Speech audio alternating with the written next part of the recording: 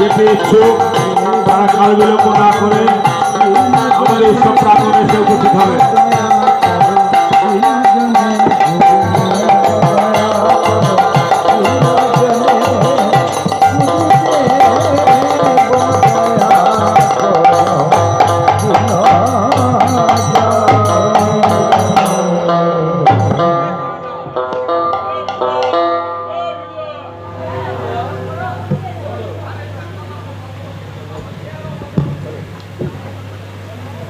hello